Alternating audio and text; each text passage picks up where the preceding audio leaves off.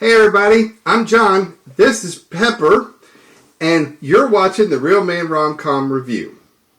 And today I'm going to give you my review of the top 4 movies for Thanksgiving weekend, which was the November 25th through the I don't remember. Anyway, Thanksgiving weekend of this year. I just can't remember the dates. But anyway, so the reason that Pepper is here is because our number 4 movie was A Royal Corgi Christmas, which aired Friday, the 25th of November on the Hallmark Channel. Now, Prince Edmund arrives at the family castle for Christmas in the Isle of Comfrey. He is greeted by his sister, Princess Victoria, who is happy to have her Playboy Prince brother home for Christmas. Edmund admits he's only there because he was summoned by the Queen. Edmund has brought the Queen a gift, a cute tricolored but untrained corgi named Mistletoe, which he won as a bet in a card game. Edmund says that Carrington, the corgi wrangler, can train him. Now, back in New York, Cecily Bowman is being interviewed on TV promoting her popular book, Dogma, and her new charity, Rover Rehab. We learn that Churro, which is the dog that she's on the cover of her book with, and does her YouTube videos with, is no longer with her. Now, her agent, Jacob, indicates that he needs to find some big name backing for her charity if it's going to get off the ground. I guess book sales aren't that great if she can't fund the charity with the profits. Right, Pepper? Right. Anyway, back at the castle, Edmund and Mistletoe meet Carrington, and Carrington informs Edmund that he is a royal corgi handler, not a dog trainer, and that Mistletoe is too old to be trained. Well, what do they know about that? Anyway, acting Queen Portia is awarding the St. Nicholas Medal, and we learn that the Playboy Prince has been dashing around the world with women who are only after him for his money. Princess Victoria has been performing all the royal duties while he's been off running around. Now, her boyfriend, Alex Carrington, the royal dog handler, thinks that she should be named the next monarch. Now, Edmund arrives to the ceremony with Mistletoe in hand, who gets loose. A chase ensues, ending with Mistletoe pulling the tablecloth of the buffet table and the contents of the buffet upon his head. Here we get a wonderful shot of a mischievous Mistletoe covered in food, helping himself to the buffet while giving the what kind of look that a corgi gives, which I'm probably getting right now. Anyway, a video of Mistletoe's introduction to the Queen has gone viral, which Cecily sees. Now, seizing the opportunity to get more publicity for herself and funding for Rover Rehab, Jacob and Cecily offer to train Mistletoe. Now, an angry Queen Portia tells Edmund she wanted to announce his accession to the throne, but until he grows up, the Queen cannot step down. So Cecily is hired to train Mistletoe. Jacob gives her a binder full of dirt on the royal family to take with her. Now, arriving at what is the Comfrey Castle, which is also known as the Christmas Castle, she meets Edmund, and Cupid's arrow shoots right through them both. Edmund passes Mistletoe off to her for training, which didn't go over very well with Cecily. And Hobbs takes Cecily to a room where she meets Mistletoe, who will be staying with her. And Hobbs informs her that Mistletoe has a penchant for royal furniture and thinks that royal carpets are fire hydrants. Now, Cecily meets the corgi wrangler and all-around bad guy Alec, along with Holly and Juniper, the Queen's current corgis. And meeting Victoria and Queen Portia, Cecily does these awkward curtsies, which were pretty funny, and all of that. And Cecily ends up in telling Edmund that he will be attending these training sessions as per the contract that he signed, or she is out of here. So at the end of the first training session, Mistletoe runs off from Edmund and in an attempt at learning fetch, and it doesn't go very well. And so Edmund's got a lot to learn, and starting with cleaning up after Mistletoe. Now, while decorating the family Christmas tree, Mistletoe decides that a 16th century ornament is a chew toy. Fortunately, Cecily is able to get him to drop the ornament, saving it from certain disaster. Now, at this point in the movie, our own Pepper the Merle Corgi, right here, has decided that she has had enough of us doting over how cute Mistletoe is, and we have to pause the movie for a little pay attention to me playtime. Well, that's Corgi for you. Anyway, the next day, after meeting a young fan of Mistletoe, Edmund brings gift and Mistletoe to a foster home, and Edmund spends his time playing with the kids and has a really good time. And Edmund invites Cecily out on a dinner date, but word gets out, and they've decided they're going to cook at home, where they share an intimate moment together, rolling dough for their cottage pie. So they dance together, and just as they're about to kiss, they are interrupted by the burning pie in the oven. Now, Alec again tells Victoria that she deserves to be queen, and you just get the feeling that Alec is using her for power, just as all those women used Edmund. Edmund wants to have a Corgi Derby in a few days, with the proceeds from the event going to help needy kids in the kingdom. And Mistletoe wins the Corgi Derby. Woo! Afterwards, Mistletoe paws both Cecily and Edmund, indicating that they are her or his people. Now, Cecily really can't handle this because she's leaving for New York and after the gala, and she's not ready for all of this. So, well, the day of the gala has arrived, and as does Jacob, her manager. Queen Portia will be announcing the new monarch at the gala, and Alec overhears Jacob telling Cecily how the prince can fund her charity now that they've become so close. So Cecily is announced at the gala, and she comes down the stairs in a stunning royal blue dress that takes Edmund's breath away. It is the best wow movement of the season when it comes to making an entrance. Now, finding the binder that Jacob made for Cecily, he gives it to Edmund, informing him that Cecily was after his money just like the other girls. A shocked Edmund buys into it, confronts Cecily, and tells her she can leave now. What a bonehead, right, Pepper? He's a bonehead. Anyway, Victoria, finally realizing what a sleazebag that Alex is, throws him out of the gala. Yay! Princess Portia names Victoria the next monarch, and Portia tells Edmund that Cecily is quite the woman, and that the people who get to really know you are the ones you need to keep close to you. Well, Cecily says her goodbyes to Mistletoe, who once again escapes and runs off through the castle. And as Cecily gives chase, Edmund is searching for Cecily, and they find each other where Edmund asks her to stay. Edmund informs her that Victoria has been named queen, and Edmund wants to spend the rest of his life with Cecily and Mistletoe. Kissy, kissy, they live happily ever after. Right, Pepper? Right. So Pepper and I really like this movie. It was a solid movie. And Mistletoe is easily the scene stealer in this movie. I mean, every shot of him is just full of corgi cuteness. And, well, while I wanted to see a little more mischief from Mistletoe, I was reminded by my wife that they're supposed to be training the dog, and so he has to improve over the course of the movie.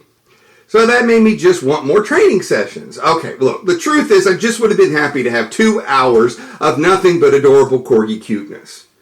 Anyway, the love story of Cecily and Edmund was believable, and I felt the satisfaction when they got together in the end. And I mean, Cecily was training Edmund as much as she was training the dog on how to be a better person and how, in life. So when Victoria finally saw through the smarmy Alex and kicked him out of the gala, I have to admit, I thought that was pretty darn satisfying. So what didn't make sense to me was the whole royal monarchy thing. I mean, look, historically, when the ruling monarch dies, the next in line takes over. Well, evidently in the Isle of Comfrey, you become the acting queen, and you're going to announce who's going to become the monarch. I mein, look, they need, I guess I don't know, they needed the flexibility for the story than you should think, you baby. But it just seemed kind of odd to me. Look, while this is not going to be in my top 5 movies of the year, it was thoroughly enjoyable and filled with tons of corgi cuteness. This lands in my must-watch category. I mean, heck, I've already watched it a second time and look forward to corgi cuteness for years to come. What did you think, Pepper? Was it a good movie? Yeah, you did. Okay. All right. So, Another thing about what we really liked about the movie was the Derby. And the reason is because Pepper last fall won the Jacksonville Derby or whatever it was called, but it was at the Jaguar Stadium last year. She got to run on the field. It was fantastic. There was so much fun. She did so good. We were so proud of her. So, right? Fastest Corgi in all of Jacksonville, right? Yep, that's you. All right, say bye. Now that I get all the Corgi hair off of me in my Bucky shirt. The number 3 movie for this week was Time for Him to Come Home from Christmas, which aired the 26th of November. That was Saturday on Hallmark Movies and Mysteries. Now, at her mother's Christmas party, we meet Elizabeth Athens, who is completing her postgraduate journalism degree at USC. And her best friend, Josh, rescues her from the boring party and takes her to his parents' house where she will get to eat gingerbread cookies with less stuffy people. Now, Andrew, her other good friend, is at the party as well. And they all sit on the porch and talk about their future. And we find out that Liz and Josh have offers to work together after they graduate at the New York Times, while Andrew plans to stay at home. So fast forward 3 years later, and we see that Liz is not working at the New York Times, but she's working as an executive assistant at her mother's company. And today on her calendar is marked as Andrew's memorial. So while Mom is talking with her about the lack of her love life, Liz gets a phone call, and the caller leaves a heartfelt voicemail for a lady named Madeline, saying that he'll be at their spot at 9 p.m. on Christmas Eve in hopes that she will show. Ever the journalist, Liz heads to the Gilchrist Hotel where the caller said he was staying in a vain attempt to find that caller. Now there she runs into Josh, who is checking into the hotel. Liz leaves a message with the desk clerk, who promptly throws it away. Well, Josh retrieves the message, receives it, and finds Liz outside the hotel. And she tells him the story of what happened. The message indicates that he went to a candy shop, so Liz goes to see if someone there at the candy shop remembers him. And she takes photos of these sheets of paper that people were filling out in hopes of winning a raffle. And sitting at the cafe and going through them, there's some 70 names on the list. Her and Josh decide to go up through the list together. Now, coming up empty, listening to the thing again, Josh hears some kind of music being played in the background. And we discover that Liz has given up her job in New York City after Andrew passed, and Josh has run off to work for a publishing company in Michigan. So we discover that the person who left the message is named Carter Bishop, and he's returned to Seattle from Arizona to find Maddie, his one true love. Now he goes to visit his brother, who's glad to see him and see that he's getting his life back together. And in a flashback to the party of 3 years ago, Josh overhears Andrew and Liz talking. Liz tells Andrew that it's hard to be friends when you always want something more. Well, Josh has feelings for Liz, and after hearing that Liz wanted Andrew, he leaves the party, which strands Liz at the party, and Andrew ends up having to take her home.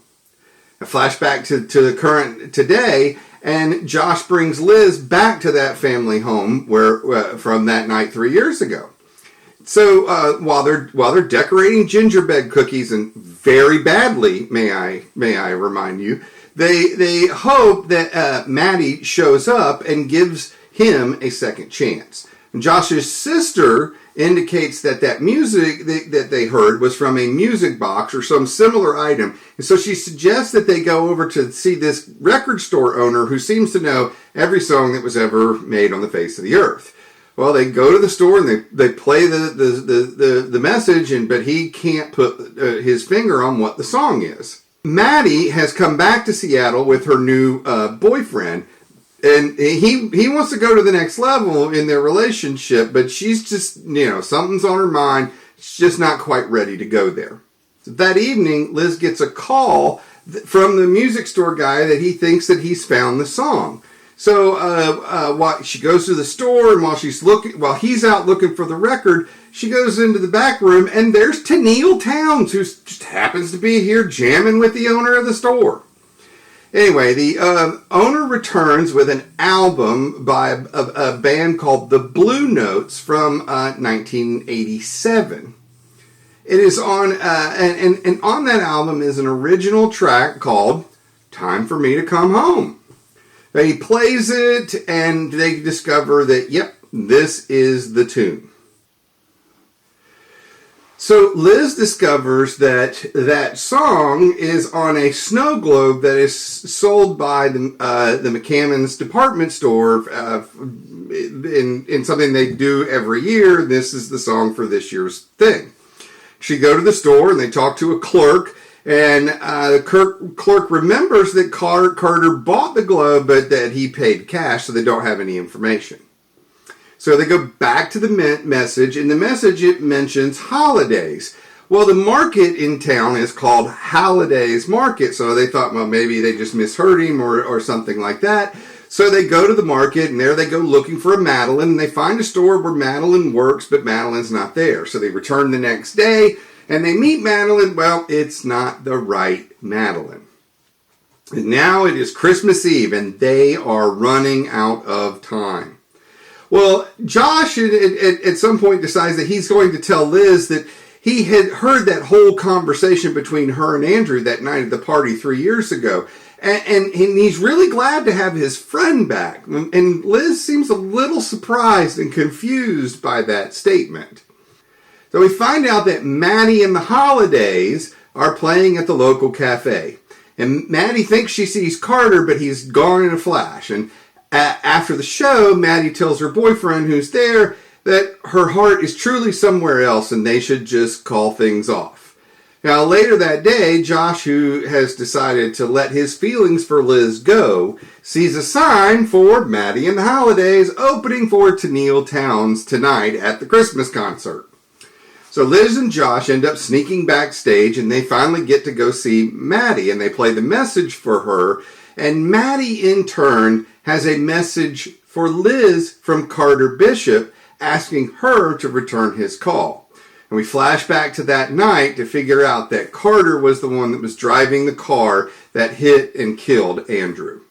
So at the Starlight Cafe, Carter is waiting for Maddie. Liz and Josh arrives where Carter and Liz decide to put away their guilt over what happened that night. And just as they hug and are making up, in walks Maddie. And Josh and Liz leave the Starlight Cafe, and in the background we see Carter and Maddie sitting down at the diner. Second chances. Look, pass me a box of Kleenex, please. I mean, come on. Josh tells Liz that he should have been there for her, no matter what his feelings are for Andy. I mean, and Liz tells him that she was talking about him and not Andy. Well, anyway, they end up proclaiming their love for each other, kissy, and they get second chances. Many times I get a tear in my eye over these Hallmark movies and mystery movies, but this one had me flat out ugly crying. I mean, I figured out the twist in the story about halfway through the movie, but they still got me in the end when it was all revealed. Now, Tyler Hynes plays the aloof guy with a heart so well, and this role was totally fit for him. Now, I did catch early on in the movie that he's eating a candy cane. Maybe that was an Easter egg back to his elf photo scene in Three Wise Men and a Baby. Maybe it was just, dumb luck. He likes candy canes. Anyway, look, life is all about second chances. I mean, we've all done something we're not proud of, and we need people to believe in us to give us those second chances to prove that we've grown and changed as a result of the choices that we make in life. So if you need a good ugly cry this Christmas, be sure to give this one a look. And my number 2 movie was My Southern Family Christmas, which aired Thursday, 11/24 on the Hallmark Channel.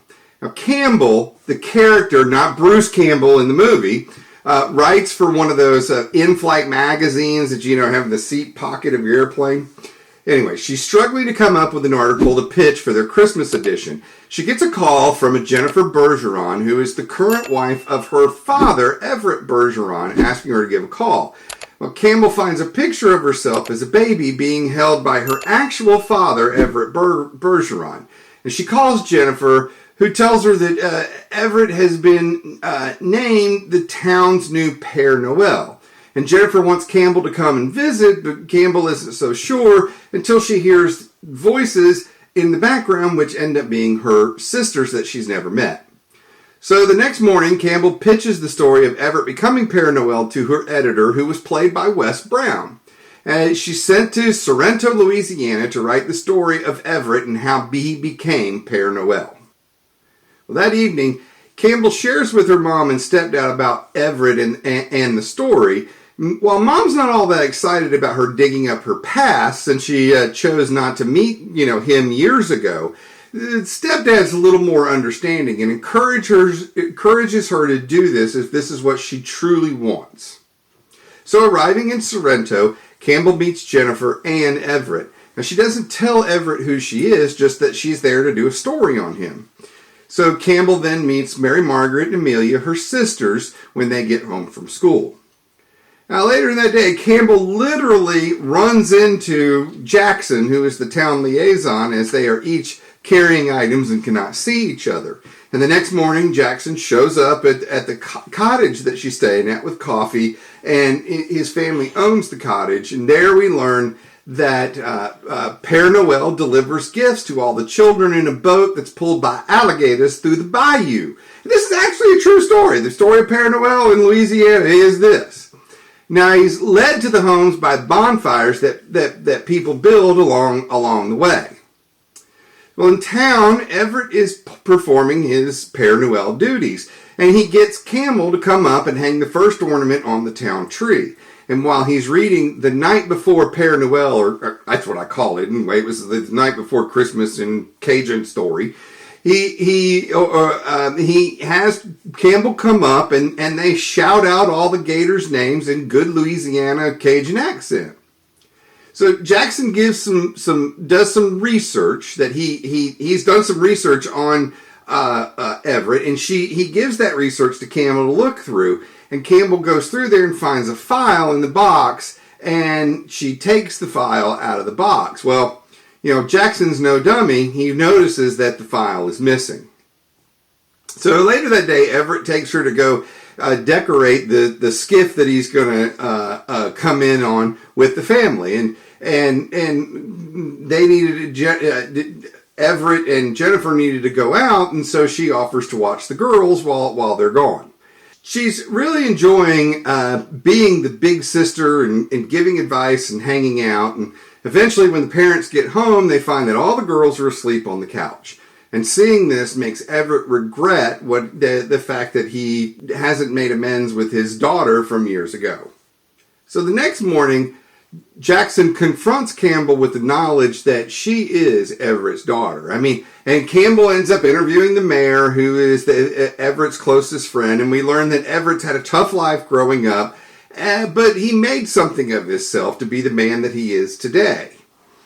Well, Everett and Campbell spend more time together. They do things like working in the food truck together, and they have a big meat pie making night with the girls and all that, and it was really good.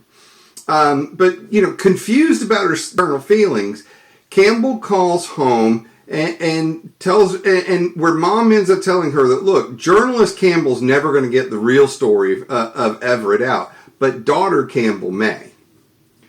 So at the festival that evening, Campbell and Jackson, they dance and they kiss. And the bonfires are lit, lighting the way for Père Noël to come to the festival. Well, there are some reporters who show up to take a photo of the family, and Campbell ends up being excluded from the picture. And in a bonehead moment, she starts to feel this weird thing, like she made a mistake and whatever, and tries to leave. Well, Jackson tells her that, look, families are messy, and she just needs to get on and tell Everett the truth.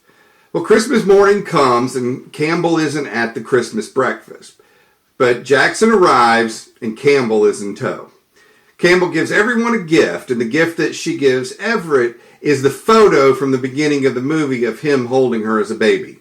Now, overcome with emotion, Everett has to leave the room, and they're all confused, but when he returns, he's carrying a stack of journals that he has used to written his his feelings and thoughts and all of that about everything that happened all of these years. And man, it was a boo-hoo moment. Look, look, when I saw the commercials for this movie, I was a little concerned about how they were going to portray this Southern family Christmas thing. But after the movie, watching it, I really think they missed the name of the movie. I mean, it should have been called My Cajun Family Christmas or Père Noël Christmas, because Père Noël is a very specific story to Southern Louisiana and Cajun culture, not Southern culture. I mean, people in Georgia, we don't do Père Noël. Anyway. The movie itself was really enjoyable. I mean, it was a little bit My Family Christmas Tree, a little bit of Long Lost Christmas, and then again, I could find similarities, in many other Hallmark movies. But there was one glaring issue in this thing that really bothered me, and that's the fact that, look, we are in Louisiana, and none of these actors have a Cajun accent. I mean, look, it's set in the Louisiana bayou, I mean, there's a couple of scenes where Bruce Campbell tries to put off some sort of an accent, but it just seemed to kind of come and go and everything else. So, look, I mean, I didn't necessarily need to get my Jolston Wilson on or my Kathy Bates, sounding thing from The Waterboy, but we didn't need just plain old everyday Hollywood English either. It really bothered me. But anyway, look, I am a huge Bruce Campbell fan from back in the days of when he was Sam Axe on Burn Notice, and he was a Talkalus on Xena, and he was great as Père Noël. And Moira Kelly as Jennifer was a real treat as well, but I just kept wanting to hear Toothpick. But anyway, that's another rom-com for you. Look, this movie didn't meet the level of last year's My Family Christmas Tree, and it didn't have the same boo-hoo punch of Long Lost Christmas, but it certainly holds its own. So I'm putting this one in my must-watch list again. My number one movie for this week was Haul Out the Holly, which aired Saturday, 11/26 on the Hallmark Channel. So the movie opens up, and we're in this flashback, and little Emily wakes up on Christmas morning, rushes downstairs to open her presents, and Mom and Dad, fully dressed in their outside winter clothes, say there's no time to open presents because they need to prepare for the Christmas carnival that afternoon. Look, I'm sorry, that is not what kids want to hear on Christmas morning. But she is allowed to open one gift, a Polaroid one-shot that Mom and Dad say that she can use to take pictures of everybody at the carnival. I mean, this is even worse. Now the kid's forced into like slave labor on Christmas Day. Anyway, her best friend Jared comes over and they take a selfie, which Jared ends up keeping. So now flash forward to present day, and Emily is coming home from shopping and returns to her apartment, which she shares with Dan, her boyfriend. And she has bought Dan a ton of gifts. And Dan is, taking a mental health day from work and playing video games. And when he sees the gifts, she gives the impression that this gifting thing is not his thing. Well, having had this conversation before, Emily has had enough of lame-o Dan, and so she dumps him and tells him to get lost. Well, Dan says that his name is now the only name on the lease, and it was just renewed, so he tells her, too bad, so sad. So Emily calls Mom and Dad to say that she's coming home for Christmas. And once off the call, Dad gets on the walkie-talkie and calls out code red and green, and we see them undecorating the house. Now, when Emily arrives the next day, she discovers that Mom and Dad are moving to Florida. Not tomorrow. I mean, not in a month from now, not 3 months from now. Now. They're going now. They're leaving on the plane. So they ask her to handle all the Christmas stuff for them, and they bolt off for the airport. Well, later that day, her old pal Jared arrives at the house. Seems that Jared has taken over as the new HOA president. And after inviting her to the tree lighting ceremony on the cul-de-sac where they live, he leaves her an HOA violation for lack of Christmas decorations. So at the tree lighting ceremony, Jeremy ends up wrangling Emily to fill in for her parents at tomorrow's HOA meeting. So the next morning, Emily sees Jared snooping around in the yard, and Emily tells Jared she isn't going to the HMA meeting, and she's going to do Christmas her way.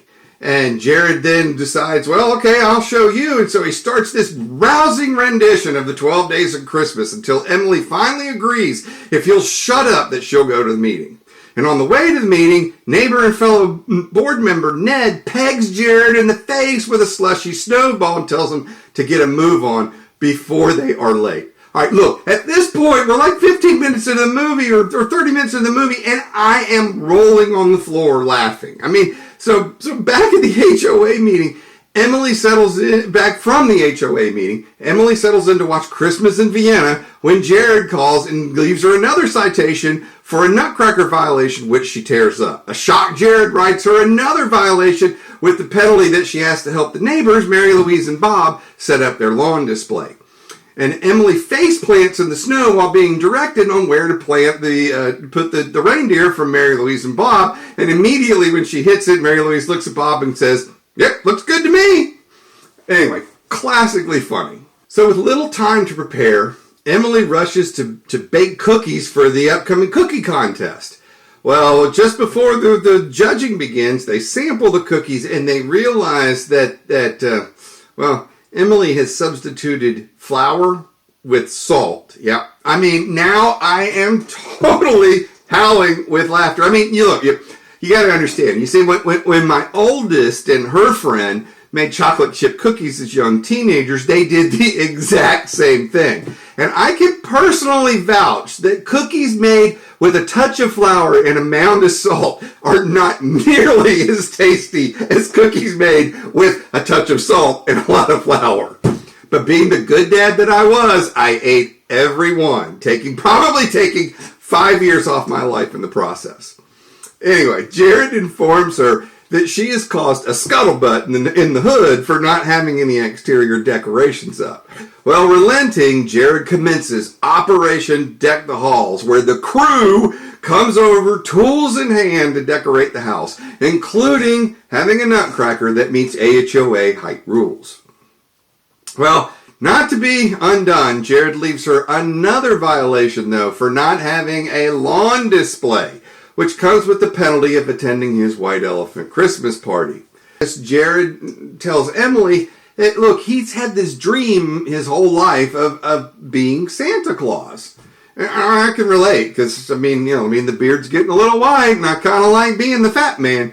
Anyway, so at the snowman tableau, we get a great montage of all these snowmen being built by everybody all along the street. Well, suddenly Jared is hit with a snowball, and that commences a full-out snowball war. Look, now this movie was made in Utah, and Lacey Chabert said that it was hotter than hell when the movie was filmed. And it was pretty obvious because you could see snowballs bouncing off the pavement. But hey, at this point, who cared? Because this is the greatest snowball fight in Hallmark movie history. So anyway, prior to the White Elephant Party, Emily finds her Polaroid camera and some old photos that she took, and arriving at the party, she and Jared, they recreate their selfie, and he puts the photo of the two of them now next to the one that was taken all those years ago. So after opening gifts, we get this impromptu karaoke session, and in there we get this scene of neighbor Pamela, who gives us a rather memorably bad version of Oh Holy Night. And we also get to see, though, Wes Brown doing the Carlton, and Christopher Palaha, who's doing a role as her best friend's husband, doing an impression of Jimmy Stewart from It's a Wonderful Life. Well, anyway, the Santa that they hired for the carnival has had to back out, so Emily takes it upon herself to find another Santa. So she gets Kevin, Palaha, to agree to be Santa, which totally upsets Jared. Look, Emily, you bonehead, he told you like 20 minutes ago, or the night before, whatever it was, that he wanted to be Santa. I mean, good God. So she calls Mom, and Mom straightens her out and tells her that, hey, So she goes over to Jared's to ask him to be Santa. And I'm watching this scene, and Lisa points out while we're watching this scene that Emily and Jared have like totally flipped the traditional Hallmark roles for this movie. I mean, you got Emily coming over to apologize for being the insensitive person, and Jared standing there in the door all meek and mopey and hurt. But as soon as, as soon as she apologizes, he instantly forgives her, gives her a big hug with the thing, "I thought you'd never ask." Just like we'd seen in tons of other Hallmark movies. It was totally fantastic and a great catch by my wife. So Emily is ultimately made a member of Team Kringle and given her own walkie-talkie, and she tells them all to mount up as they get ready to put the final touches on for the carnival. Well, now, Pamela, her husband is out traveling, and he's not going to make it home for Christmas, so Emily gets on the phone with Lame-O Dan, who happens to work for an airline, and he manages to get him on a plane and get him home for Christmas. So the Christmas morning comes, and Emily wakes up, and she runs to her parents' rooms, and she runs downstairs, and it's just like a scene from Out of Home Alone, and she comes downstairs, and nobody's there, but there's this tiny present under the tree. Well, then in comes Mom and Dad rushing in. She opens up the box, and inside is his keys, and her parents have decided to give her the house. And outside, the neighbors are all singing, and they're all whatever, and it's a great thing. And at the end, we see Jared and Emily, they're sitting on the porch after everything is over, where she grabs his book and writes a citation to him with the penalty of kiss me. Kissy kissy, best Hallmark movie ever. And I mean, wow. I mean, good God, this was great. I mean, look, when I saw this movie, I thought, this was going to be good. But this totally blew me away. So, look, Lacey Chabert is truly the new queen of Hallmark Christmas. And boy, did she rip that crown off CCB's head. I mean, look, I told my wife that I felt like when I was watching this movie, like this was like the reincarnation of Gretchen Wiener from back in Mean Girls, in her adult world. I mean, look, it was fantastic. And Wes Brown, I mean, look, you could tell he was all in for this movie role. And right down from the nerdy glasses to dancing the Carlton to reenacting Star Wars with Christmas ornaments. He was fantastic. And the supporting cast was amazing as well. I mean, you had Melissa Peterson from Reba playing Pamela, and you had Stephen Tobolowsky who as Ned, the neighbor who knows everything, who was in Ned in Groundhog Day, and you even had Ellen Travolta. Yes, John Travolta's sister as Mary Louise. I mean, John Travolta posted on Instagram about this and said this was her big Hallmark debut and it was a dream come true. Anyway, and then we had these great cameos from Palaha and Eric Mabius. And finally, I got to talk a little bit because I thought there were some great Easter eggs in this movie. I mean, look, when Emily turns on Christmas in Vienna, she says at one point, she says that she really likes this guy. Well, the guy that she's talking about is Brennan Elliott, who she stars with in Crossword Mysteries on Hallmark Movies and Mysteries, and has done, as well as the Hallmark All My Heart trilogy. So, and Ned does he does some ice carving, and I could have sworn when I looked at it, it looked like a groundhog, which would have been a throwback to him playing Ned in Groundhog Day. Now, Lacey making salt cookies is truly funny because, look, I mean, you got to think about it. If you go back through the Lacey's litany of Hallmark movies, she's always playing a cook of some variety or another. And in true life, she's actually a pretty good darn cook as well. Now, look, I told you about how Lacey and Wes they changed traditional roles in the scene, and that was fantastic. Pamela whips up this Santa suit based on Kevin's measurements, and well, when Jared goes to try it on, the arms are too short, and it looks like it was made for a 12-year-old kid, which is this really nice jab at Palaha and his size. I mean, look, without any doubt, this was the best Hallmark comedy ever. I mean, Hallmark really stepped out this year in their movies, and they've shred the traditional formula, and they've created movies that are witty and funny, and they just make you want more. So look, I mean, it was kind of funny. So So, in these movies we've had, my wife, she really likes Wes Brown. She really likes Paul Green. She likes Victor Webster. She and all this. So I started thinking, okay, well, hold on. So I decided, I wanted to kind of figure out what's going on. Well, all of these guys are like 6'2", 6'3", 6'1". Here I am, 5'9". What the hell's she doing with me? Because she likes all these big, hunky, beefy Hallmark guys. But I guess all you women do. Yeah, and my wife's only like 5'6". So, I mean, it's like, anyway. Anyway, if these reviews have made you want to start a Christmas HOA board or drink sweet tea out of a mason jar while you light the bonfires for Père Noel in the bayou, and give me some thumbs up. And if you want to hear my reviews of other Hallmark and Great American Family movies, as well as other rom-coms in the future, please subscribe and ring the bell and be notified of future videos. Look, I'm John, and as you've been watching the Real Man Rom-Com Review.